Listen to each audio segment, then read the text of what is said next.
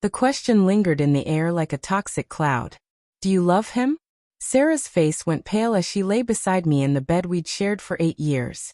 The same bed where we'd whispered about our future, held each other through losses, and even made love only hours before I uncovered the truth that shattered everything.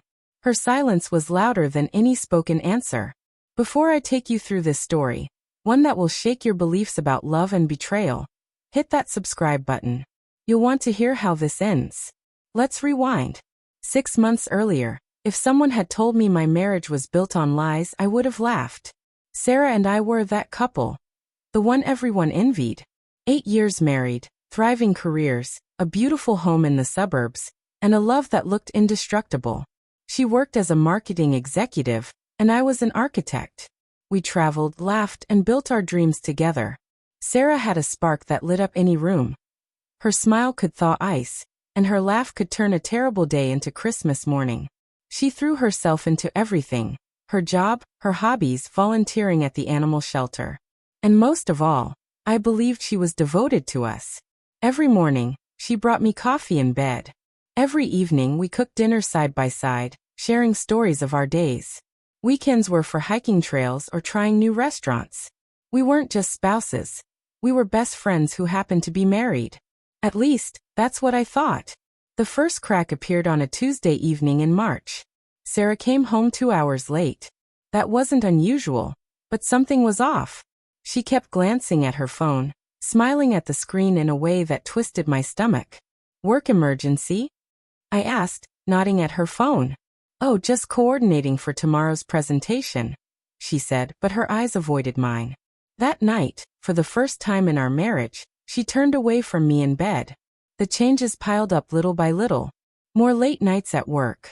Coming home freshly showered, not with someone else's perfume, but with that just-washed scent. Suddenly buying new clothes, spending extra time on her makeup. At first, I was glad. I thought she was breaking out of a rut. Maybe there was a promotion on the horizon. But then came the lies I could prove. She said she had a client dinner. Yet when I called her office with flowers, her assistant told me she'd left early. She claimed to be spending the weekend at her sister's, but I ran into her sister at the grocery store, who casually mentioned she hadn't seen Sarah in months. Each lie was a cut, and together they bled me dry.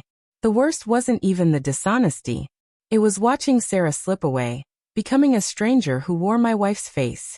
She drifted during conversations, answered questions I never asked, and carried this secret smile that never included me.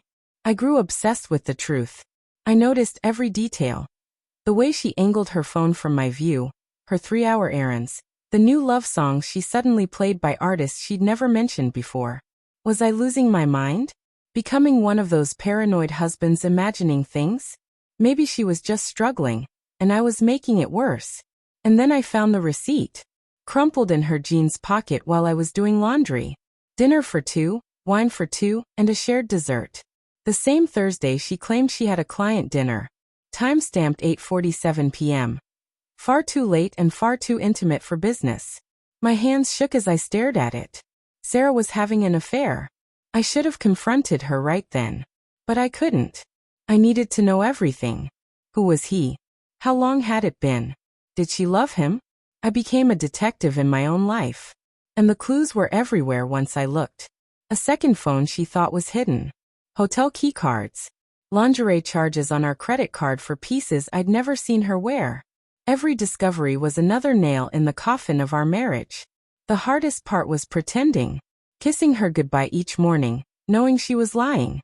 Holding her at night, knowing she was thinking of someone else. Making love to my wife while wondering if she was picturing another man's hands on her skin. Finally, I hired a private investigator. A woman named Janet, a former cop with kind eyes and a blunt way of speaking. "Are you sure you want this?" she asked. Sometimes the truth is harder than doubt. I was sure, I told her.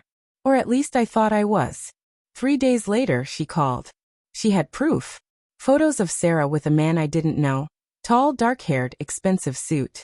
Holding hands outside a hotel. Kissing in a restaurant parking lot.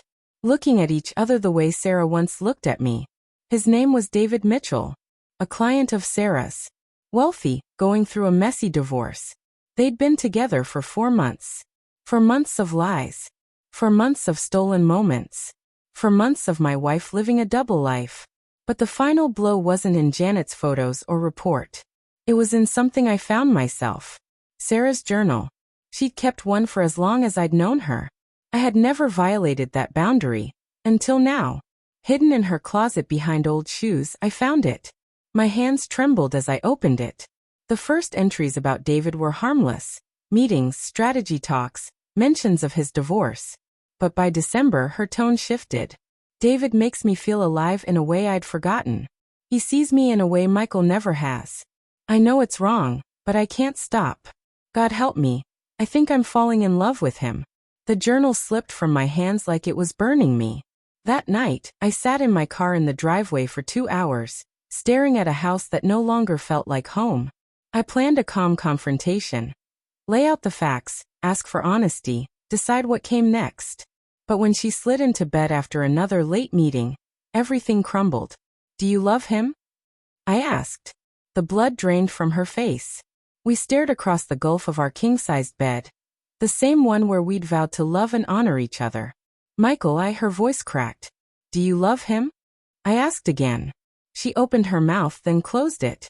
Tears streamed silently down her face. The silence screamed louder than words. How long have you known? She whispered. Long enough, I said. Months, Sarah. Months of lies every single day. She pulled the covers around her like armor. It's not what you think. It's exactly what I think. I cut her off. You're having an affair. You're in love with someone else. Living a double life while I was planning our anniversary trip. What followed was raw, ugly, heartbreaking. Sarah sobbed like her soul was splitting in two. She told me everything. The emptiness. How she'd lost herself. How David made her feel wanted and alive. I never meant for this to happen, she cried. I love you, Michael. I do. But you love him more, I said. And she didn't deny it. That was the moment I knew our marriage was over. 6 months have passed. The divorce is final. Sarah lives with David now. I kept the house but sold most of the furniture. Too many memories in every piece. And strangely, I don't hate her. Maybe I should. But I don't. Sarah wasn't cruel, just lost. She made terrible choices, but she was human. What I learned is betrayal isn't always born of malice. Sometimes it comes from fear. Fear of being trapped, of missing out, of fading away. Sarah was drowning in our perfect marriage. Instead of reaching for me, she reached for him. Does that excuse it? No. The lies, the deception, the months of making me doubt my sanity, none of that was okay. But understanding her reasons helped me forgive, even if reconciliation was impossible. I'm with someone new now. Her name is Elena. She's nothing like Sarah. Where Sarah was impulsive, Elena is steady. Where Sarah hid things, Elena is transparent. We talk about everything, especially the uncomfortable things. The scars are still there. Maybe they always will be. But they've taught me something. Real love isn't just about butterflies and passion. It's about showing up every single day, choosing your partner, and never taking that choice for granted. Sarah stopped choosing me long before David. I just didn't see it. If my story resonates with you, if you face betrayal, know this: you're not alone. Healing is possible. Love is still worth believing in. And sometimes, the end of one chapter is just the start of a better one. If this story moved you, hit the like button.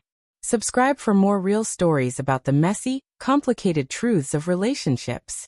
And remember, you're stronger than you realize.